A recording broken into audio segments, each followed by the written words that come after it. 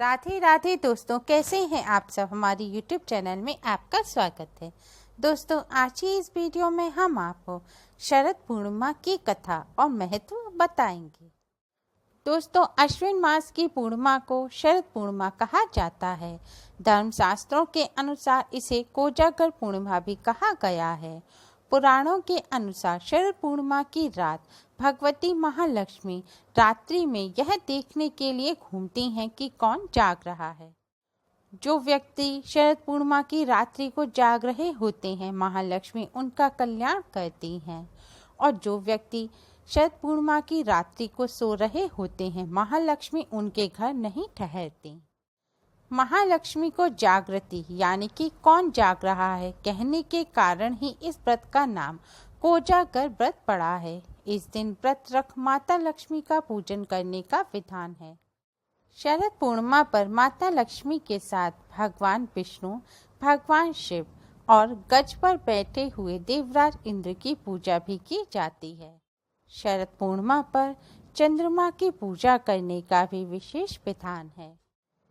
जो भक्त पूरे विधि विधान से कोजागर व्रत यानी कि शरद पूर्णिमा का व्रत करते हैं, माता लक्ष्मी उनके घर में स्थायी निवास करती हैं। आज के दिन शरद पूर्णिमा की कथा सुनने मात्र से ही भगवान विष्णु और माता लक्ष्मी जी अति प्रसन्न होते हैं तथा धन धान्य, मान प्रतिष्ठा आदि सभी सुख प्रदान करते हैं और अपने भक्तों की मनोकामनाएं पूर्ण करते हैं। शरद पूर्णिमा पर ही भगवान श्री कृष्ण ने गोपियों के संग रासलीला की थी। शरद पूर्णिमा को रास पूर्णिमा भी कहा जाता है तथा कुछ क्षेत्रों में इसे कौमुदी व्रत भी कहा जाता है। शरद पूर्णिमा यानी कि कोजागर व्रत की कथा इस प्रकार है। कथा के अनुसार एक समय मगध देश में बलित नामक एक संस्कारी लेकिन दरिद्र ब्राह्मण रहता था। ब्राह्मण जितना सज्जन था, उसकी पत्नी उतनी ही दुष्ट थी। वह ब्राह्मण की दरिद्रता को लेकर रोज उसे ताने देती थी। यहाँ तक कि पूरे गांव में भी वह अपने पति की निंदा ही किया करती थी। पति के विपरीत आचरण करना ही उसने अपना धर्म बना लिया था। यहाँ तक कि धन की चाह में वह रोज अपने पति को चोरी करने के लिए उकसाया करती थी।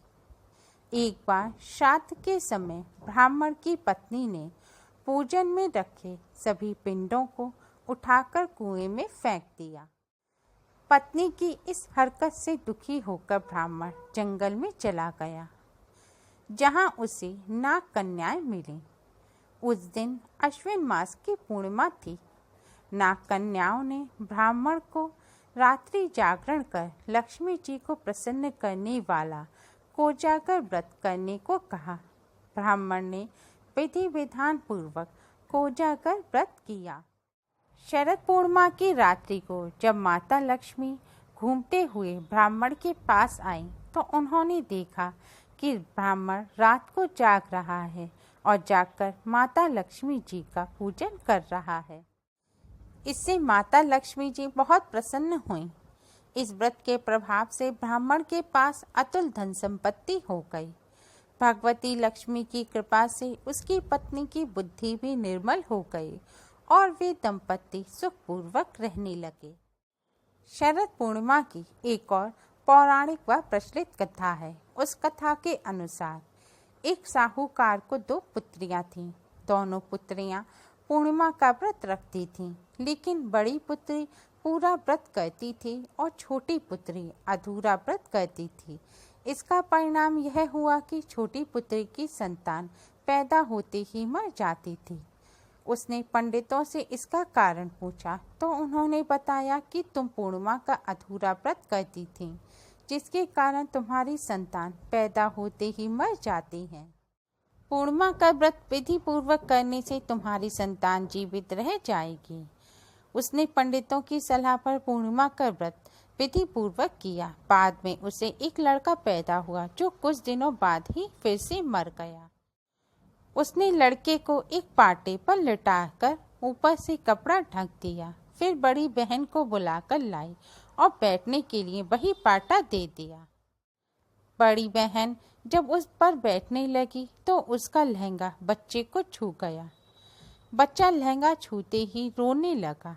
तब बड़ी बहन ने कहा कि तुम मुझे कलंक लगाना चाहती थी कि मेरे बैठने से तुम्हारा बच्चा मर गया। तब छोटी बहन बोली कि यह तो पहले से मरा हुआ था, तेरे ही भाग्य से जीवित हो गया, तेरे पुण्य से ही यह जीवित हुआ है। उसके बाद नगर में उसने पूर्णिमा का पूरा व्रत करने का ढिंढोरा पिटवा दिया। तब से ये दिन एक उत्सव के रूप में मनाया जाने लगा और देवी लक्ष्मी की पूजा की जाने लगी।